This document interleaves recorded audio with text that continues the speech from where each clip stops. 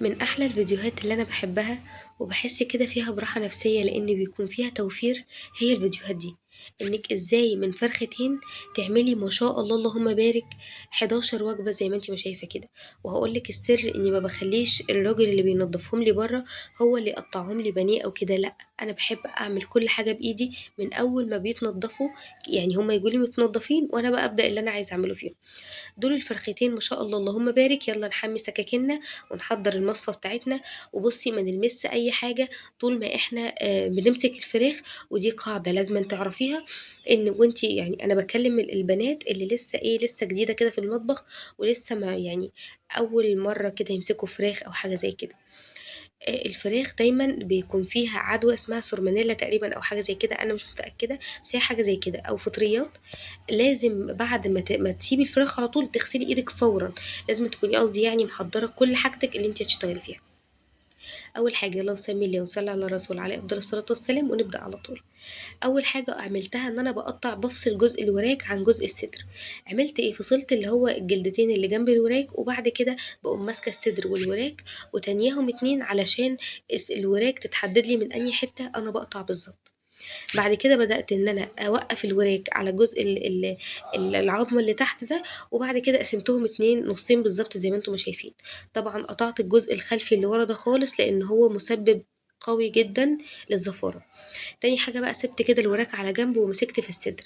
الصدر قطّعت اللي هو سلسول الضهر ده اللي هي الرقبة دي كلّها بالسلسلة دي كلّها، وبدأت إن أنا آخُد الصدر ودقّيت عليه كده دقّتين لحد العضمة اللي في النُص دي ما تنكسر معايا وتتفتح معايا زي ما هتشوفي معايا. أنا هنا ساعدتها سِنّة بالسكينة عشان ما كانتش راضية تتكسر بسهولة. أول ما ساعدتها بالسكينة الصدر اتفتح معايا نصين، طلعت العظمة دي بمنتهى السهولة بتطلع معاكي. هنا كنت محضرة سكينة رفيعة كده صغيرة وسكينة كبيرة. الرفيعة دي بسلك بيها كده اللحم، القرقوشة دي برضو هتطلع معاكي بمنتهى السهولة. أي بقى زوايد كده صغيرة بتطلع معاكِ طبعًا دي مش بتترمى، وده سر من الأسرار أنا ما باخلّيش حد هو اللي يعمل لي يخلي لي البانيه. أي فتفوتة بتطلع من الفرخة بصراحة أنا أولى بيها، ما أنا دافعة فيها فلوس، باقوم واخداها وحاطاها شاورما. بعد كده بابتدي إن أنا أجيب السكينة الرفيعة وتحت العضمة الرفيعة اللي أنتم بتشوفوها اللي هاوريها لكم في الجزء التاني اللي أنتم بتشوفوها، هتقومي حاطة السكينة وتبدئي إن أنتِ تخلي كده الصدر عن الهيكل ده خالص. وبعد كده تيجي عند المفصل بتاع الجناح شايفين العضمة أهي، تيجي عند المفصل بتاع الجناح وبعد كده تبتدي إن أنتِ تتنيه علشان تعرفي تقطّعي من أنهي حتة بالضبط. الناحية التانية ما عملتهاش من جوّه الصدر، لأ عملتها من ورا الصدر. هنا بالطريقة دي بتكون أسهل. طبعًا أنا قبل ما أقف وأشرح لكم الشرح كل ده الشرح الدقيق ده، أنا وقفت جنب أخويا وهو بيعمل كده علشان أعرف بيتعمل إزاي. بعد كده في عضمتين بيبقوا رفيعين قوي كده عند الكتف من فوق بيتشالوا بمنتهى السهولة، يعني عارفة بإيدك كده بتسلكيهم بيتشالوا. بعد كده قلبت الصدر، شلت الجلدة دي كلها، الجلدة دي ملهاش أي لازمة، وقسمت الصدر نصين زي ما انتم شايفين. طبعا البانيه عايز سكينة حامية نار، تكون حامية علشان تقطع لك قطعة البانيه زي ما انتي ما شايفة كده. طبعا بقى بتحبي البانيه تخين بتحبي البانيه رفيع، انتي اللي هتقدري تتحكمي فيه وتقطعيه. قطعيه براحتك في المرحلة دي. انتي بتحبي القطعة تخينة او رفيعة، انتي اللي بتقطعيه بتتحكمي فيه. شوفوا ما شاء الله اللهم بارك ما شاء الله الصدر قطع معايا كام قطعة بانيه، نص الصدر كمان مش الصدر. في القطعة اللي هي الموزة دي اللي بتبقى يعني في الصدر من تحت، دي بشيلها وبقطعها على 4 وبعملها ستريبس. هنا بضغط كويس على الصدر وبقوم مقطعة البانيه زي ما بتحبيه، عريض بقى تخين طبعًا كلّه زي ما بتحبي. أنا عايزة أعرف بقى رأيكم في فيديو النهارده إيه. أنا أول مرّة بصراحة من أول ما فتحت الصفحة أعمل فيديو زي كده، بس بصراحة أنا حبيته أوي، يعني حبيت إن أنا حتّة التوفير دي أنا باحبها أوي بصراحة لأي سِت بيت، طبعًا لازم تكون بتحبها. أخدت الموزة كده زي ما قُلت لكم وقطعتها على 4/4 ستريبس. أنا ما باحبش قطعة الستريبس تكون كبيرة كده وتخينة، لأ باحبها تكون وسط وحلوة. بدأت بُص 1، 2، 3، 4، 5، 6، 7، 8. نُص الصدر ما شاء الله اللهم بارك مطلّع معايا 8 قطع بانيه و4 حتت ستريبس وكام قطعة شاورما. بُصّوا، وأخدت قطعة عملتها كده شاورما لوحدها. بعد كده اخدت الصدر التاني عملت نفس الكلام. طبعا كل قطع الشاورما دي مش بتترمى، بتتعمل شاورما كده. علشان كده بقول لكم انا بحب اعمل الخطوه دي في البيت.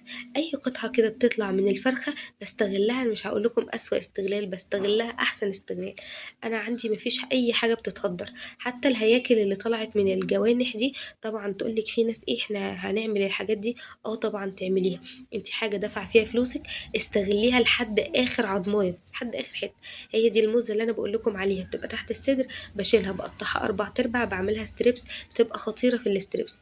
ممكن بقى لو انت حابه ان انت تعمليها بانيه، بتقطعيها زي الجيب كده، يعني بتفتحيها فتحه كده بس مش للاخر، وتقومي فردها، وتقومي دقها كده دقتين بالسكينه، هتطلع معاكي قطعه بانيه. بس قطعه بانيه هتكون عريضه شويه، لو دقتيها بالسكينه هتبقى حلوه قوي، حاجه زي كده. شايفين؟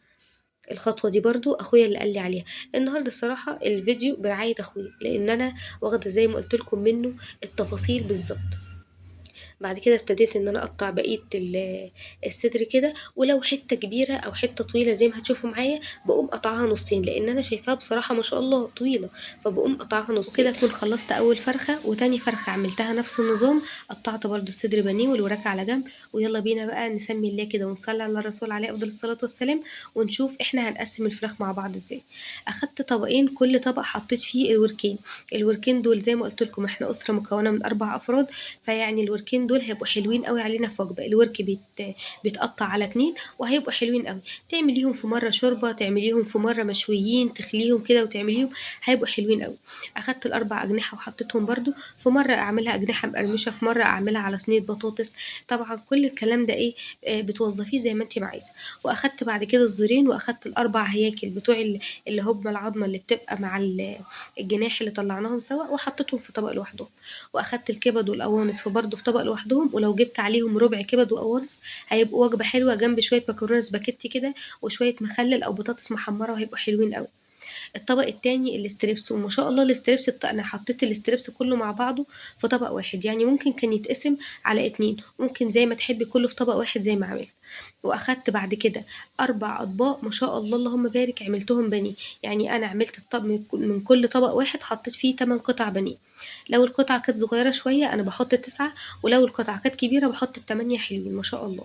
كده هخلص معاكم دلوقتي ال4 أطباق بانيه، وهعمل معاكم 11 وجبة من فرختين ما شاء الله. كده الطبق التالت برضو من البانيه. يا رب فيديو النهارده يكون عجبكم. بصراحة أنا بحب نوعية الفيديوهات اللي زي كده، بس أنا أول مرة أعمله.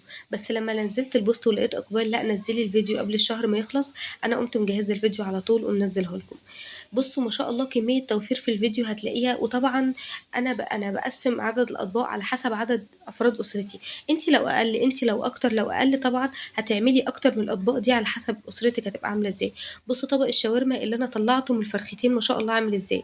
عشان كده بحب اعمل كل الحاجات دي في البيت، كل التقطيعات دي في البيت. كل قطعه بتطلع كده انا بحب اوفرها واحطها في الشاورما، وده اعمله كده.